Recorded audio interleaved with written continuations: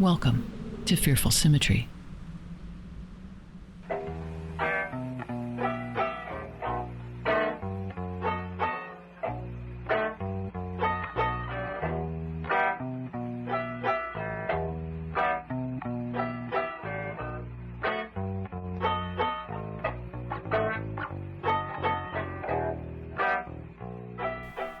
So the architect had a plan, a marvelous plan.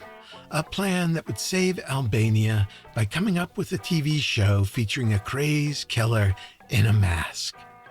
But truth be told, this was not one of the architect's greatest ideas. It's true that the architect was a mastermind of psyops and had always been given to brilliant flights of fancy, to inspired improvisations. Did anyone think creating a European rock and roll anthem would lead to the Berlin Wall coming down? No, but she did, and there you are. One moment, a German heavy metal group records a song calling for political transformation, and the next, the Soviet Empire topples.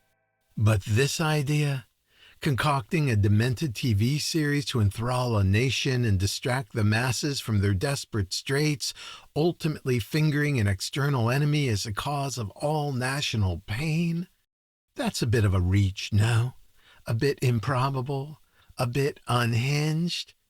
Well, as experienced lovers of raki will tell you, the ancient liqueur drinks you.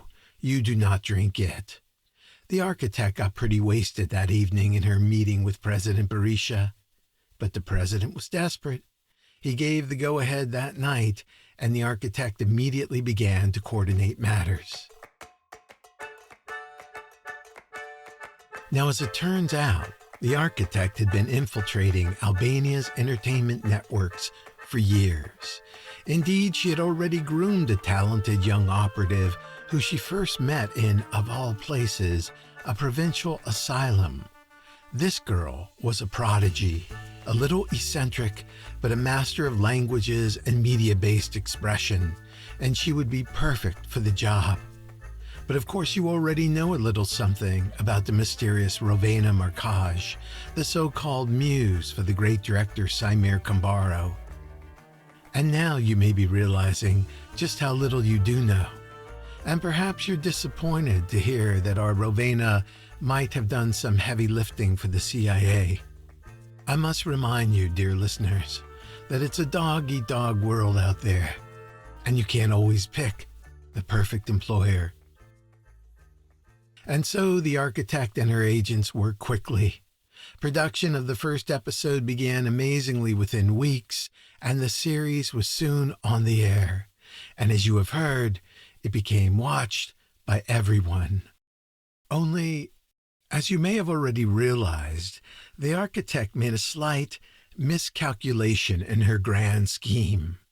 By the end of the second episode, it became clear that Albania did not hate the Hatchet Man. They loved him, adored him, praised him, idolized him. The plan to unmask the Hatchet Man villain as Slobodan Milosevic made no sense anymore. The Hatchet Man was no villain.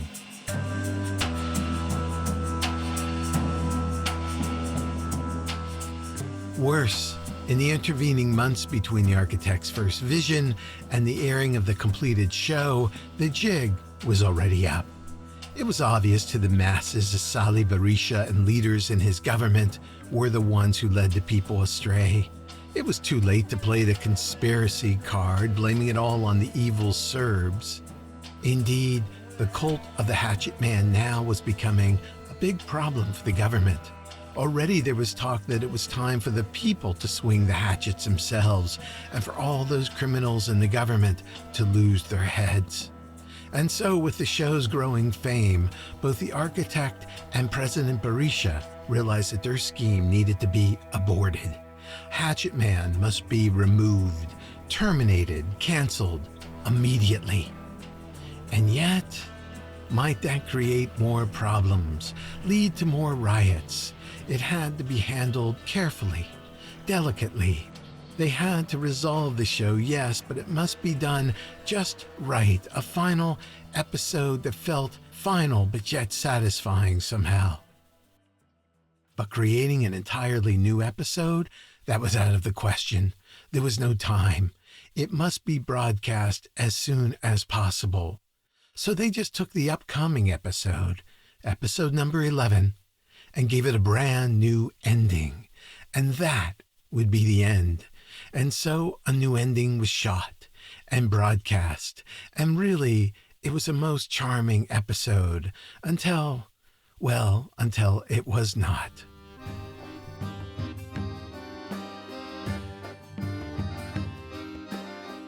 The 11th episode of Hatchet Man, or Ambulsia Aietis, tells the tale of Flutura, the town's dental hygienist and pigeon feeder.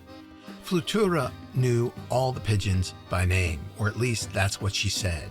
"Here, my little Bora, eat well, my sweet Makush. Zamir, be generous with your sister." It was unclear whether she was a bit daft in the head or just saintly or both. But every day she moved through the streets with her breadcrumbs, feeding pigeons and singing songs about good, strong, white teeth. And through Flutura, we came across a young man, Kreshnik, who, despite her gentle admonishments, firmly refused to clean his teeth. And what's worse, he was indifferent to pigeons. But it turns out that Kreshnik was actually a good guy, and he was going through a very rough stretch. His mother was extremely sick, and that was difficult for him, and his professional practice had been a colossal failure.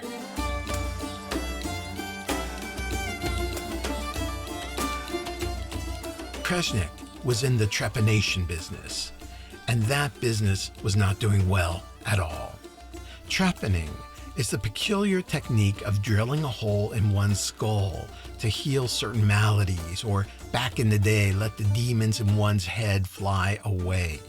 It's done with a surgical saw called a trepan, and it so happens that the ancient procedure still has advocates all over the world, which is why I guess it comes up in this Albanian television show.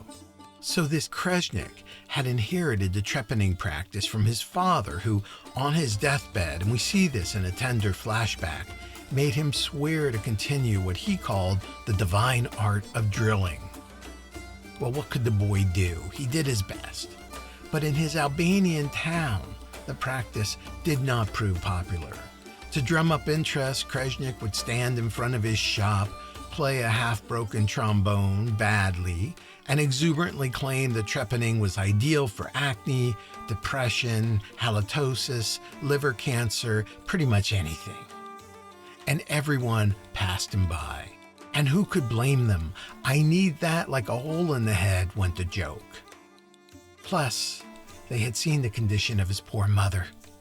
Kreshnik's mother was suffering from some godforsaken disease, but it was a treacherous network of circular scars and wounds running along her forehead that frightened onlookers. Kreshnik obviously had been drilling and drilling and drilling to heal his mother, and had succeeded only in making her look monstrous.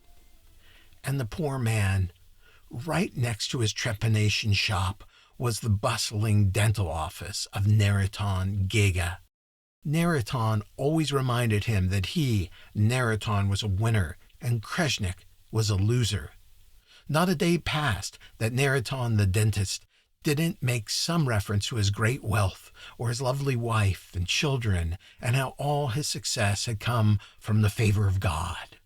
And Neriton was always smiling. How Kreshnik despised his beaming white teeth. There's another flashback at one point to a wrestling match the two had had as teenagers, when Kreshnik seemed comfortably ahead in the waning seconds before Naraton suddenly executed a double-leg takedown, winning both the match and a girl in the crowd who Kreshnik secretly adored but would become Naraton's wife. And now you know why Kreshnik refused to clean his teeth. He hated Naraton. Okay, back to Flutora. One day, the Dragusha twins, two 6-year-old girls, came to her with a sick pigeon. They had found it on the ground, scarcely breathing, and knew that Flutora could save the bird if anyone could. Flutora immediately recognized that the pigeon was Yeta, one of her favorites. She stroked the little thing, fanned it, whispered her song about shiny teeth, but the pigeon would not eat. The pigeon just grew weaker and weaker, and clearly it would soon die. Flutora was beside herself. "Oh, my little Yeta, what am I going to do with you?" She was lost, despondent. She fed the town's pigeons the next day, but felt so low she could scarcely sing. Kreshnik saw this, came to her, and begged her to let him help. "I can heal your sick pigeon. For all that is holy, let me drill." She hesitates, flashing for a moment upon the image of Kreshnik's mutilated mother, but finally gives him a nod. And next thing you know, they're in Kreshnik's trepanation clinic. We see Flutora and the twins watching intently as Kreshnik, with a tiny, tiny, tiny drill, is trepanning into the little skull of the bird. The show plays up the dramatics of this, a close-up montage of Kreshnik's focused face, beads of sweat everywhere, Flutora's breathless expression of hope, and the alarm and wonderment of the twins. And within minutes, well, it was a miracle. The pigeon was stirring and cooing and eating, and the twins started shouting and jumping up and down, and then a surprise. Naraton the dentist comes to the door to see what has occurred, and he seems genuinely moved. He too had seen how sick the pigeon had been, and he tells Kreshnik something he had never said before. Naraton confesses that he is not a happy man, that he has suffered from terrible headaches all his life, and that he's miserable, absolutely miserable, but that he's always hid his unhappiness because he was ashamed. And now he's wondering if Kreshnik's trepanning might help him, because he's desperate, truly desperate. And here, the poor dentist Naraton starts to cry. Well, Kreshnik immediately takes pity on his foe. He gathers his equipment, has Naraton sit upright in the patient chair under a strong, bright light, covers his eyes with a small mask, and smears a medicated ointment along his forehead. And then he proceeds to drill into Naraton's skull. We actually see the close-up shot of the drill going deep into the flesh, and a small amount of blood begins to pour out. And then more blood, and then streams of blood flow forth. Flutora can barely watch and seems just about ready to cry out. And suddenly, Kreshnik lifts something out of Naraton's head. He eyes it carefully, and when the camera zooms in, we can see it's some extracted skull bone. And then they cut to Naraton, who is still sitting silent in the chair, and Kreshnik takes off his mask, and we see that Naraton's eyes have a look of stunned disbelief, as if something incredibly horrible has happened. And Naraton turns his head towards Flutora, and he grins. He grins.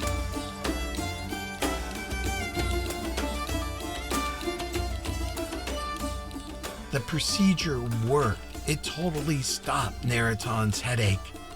There's an incredible sense of relief in the room, and then celebration. Kreshnik did it. Naraton jumps up and starts to dance, his wound still bloody and open, but he's wildly happy. So this is a story, right?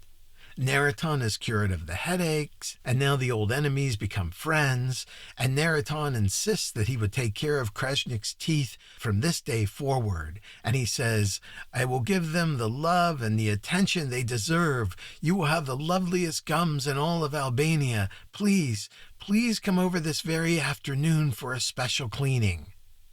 And that sets up the final scene at Neraton's dental office. He's there, Krezhnik is there, Flutura, the saintly dental hygienist, is there, and even for some reason, the Dragusha twins. And everyone is satisfied and jovial, and, well, we're 52 minutes into the episode, right? So this is exactly where Hatchet Man will break into the dental office and just kill everybody. But in this revised episode, the one that all Albania saw on that fateful evening, the audience beheld a scene that shocked the imagination. For Hatchet Man does quietly enter the side door of the dentist office, and he does murderously slaughter the lovely Flutura and Krezhnik and Neraton and the twins, and even brutally slays an assortment of sweet little pigeons. But afterwards, Hatchet Man does not leave the room. He just stands there, covered in fresh gore, looking dazed. There is a pause. Hatchet Man turns and faces the camera.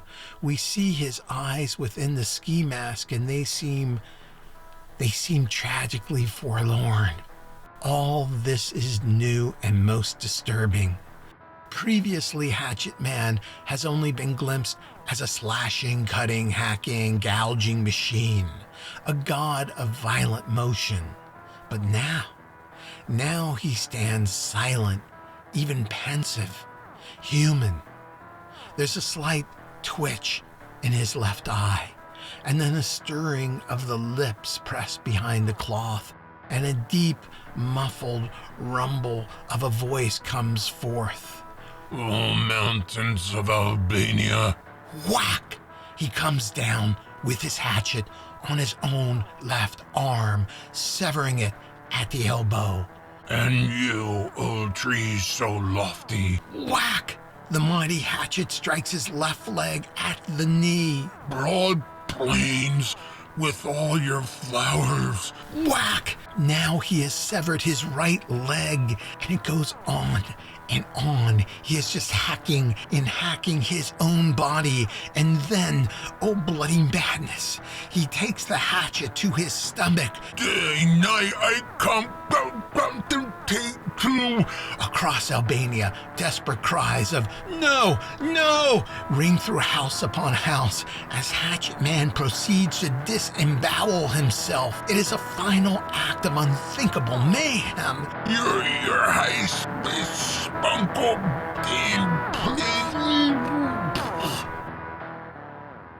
Finally, his lifeless, mutilated, viscera-covered body spasms no more. Only silence.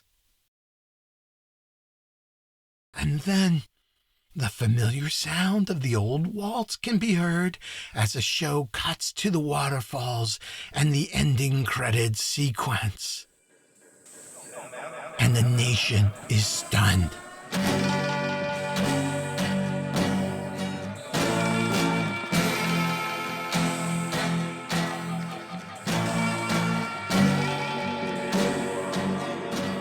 People slowly spill into the streets, many dazed and distraught. What could it mean? What could it possibly mean? Some wailed, some wept, some stumbled bewilderingly without direction. What has just happened? They tried to tell themselves that this cannot be the end, that Hatchet Man will show up again next week, that it was all a dream, that's it, and next week all will be right again. But they knew that Hatchet Man was done. There would be no next week. TVs were tossed from windows. Police cars were set afire. It's the government, the government. The anger from the bankruptcies and economic collapse now fused with this new stream of collective despair. Mad-eyed citizens went forth into the night. Crowds burned banks. Roving gangs overran armories, seizing wild quantities of weapons and shooting aimlessly at whoever they pleased. Mobs with Molotov cocktails took over town halls and government buildings. Prisons were stormed and convicts freed. Stores were looted, people shot dead in the street, and government officials took to the woods.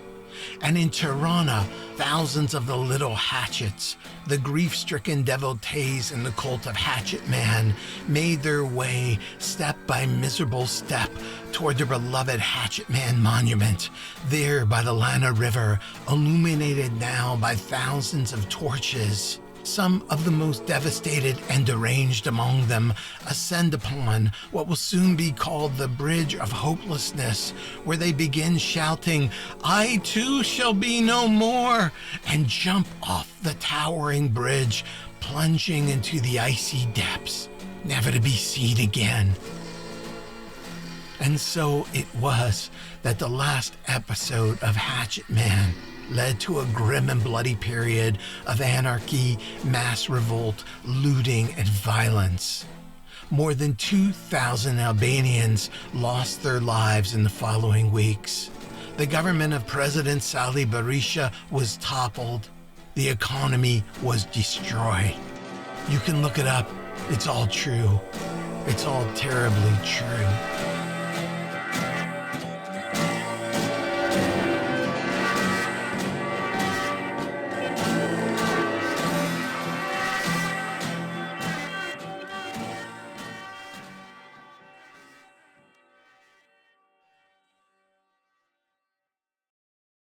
And now, today, more than 25 years later, now the hysteria is long gone.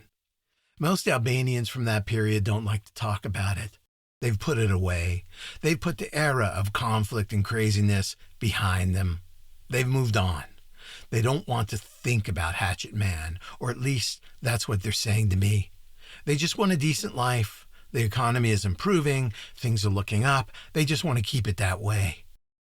The monument to Hatchet Man still stands, though the arm was broken off and the hatchet stolen more than 20 years ago. The rest of it is run down, dilapidated, covered with graffiti and surrounded by garbage. It would have been torn down as an eyesore years back, but no one wanted to pay to remove the thing. Local teenagers regard the remaining sculpture with ironic dismissal, but they spend their nights in its shadows, smoking dope and listening to hip-hop. Of course, curiosity seekers still come to Tirana to see it with their own eyes as a, religious relic, archaeological artifact, fading vestige of TV history? Who knows? You can take the journey and see for yourself. And when you do, be sure to take that short walk to the Lana River. You'll see a small bronze plaque there at the base of the Bridge of Hopelessness, memorializing the night of the plunges. It's pretty much the only remaining public nod to those Albanians whose lives were shattered the night their beloved TV show and its dark mythic hero were snatched away forever.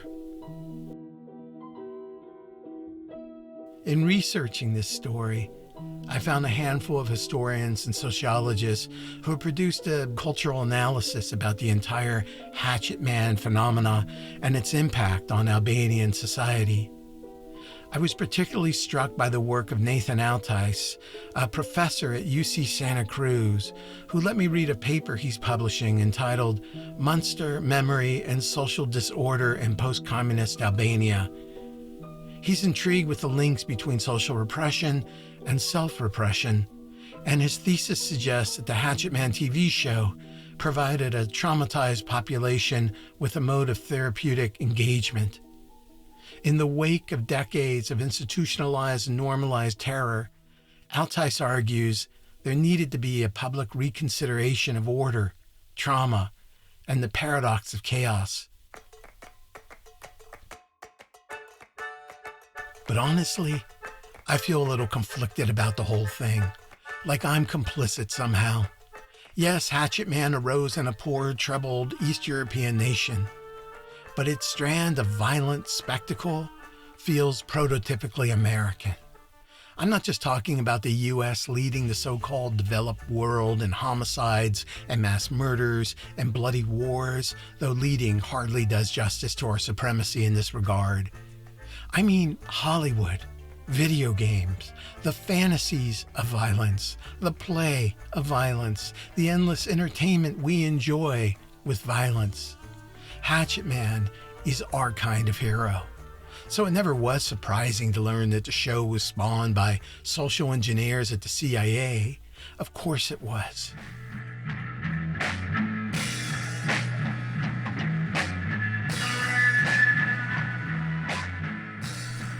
But there's also something old and universal about all this.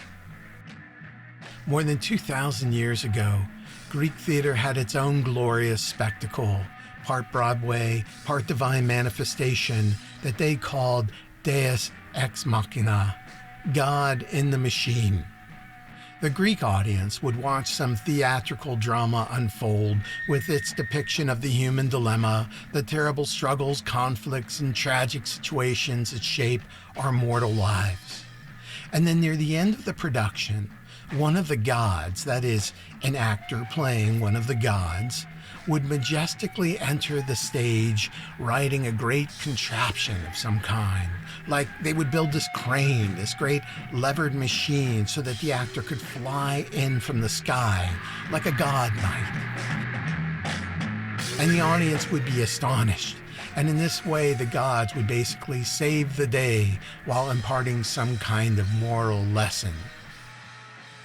Now, 2,000 years later, maybe Hatchet Man is the new Deus Ex Machina, a divine force, a kind of annihilating angel who resolves both dreams and disputes by eradicating each and every character with no discrimination between age, disposition, or deed.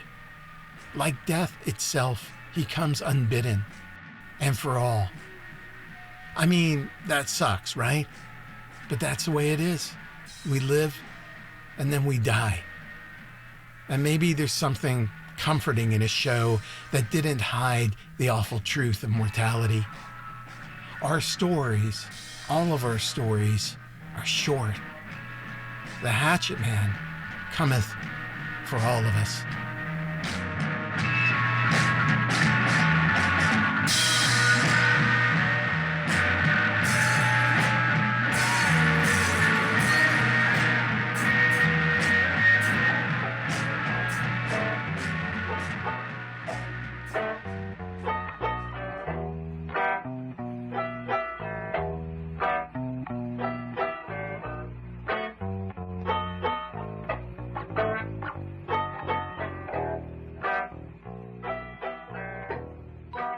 You've been listening to Part 5 of Hatchet Man, a production of Fearful Symmetry.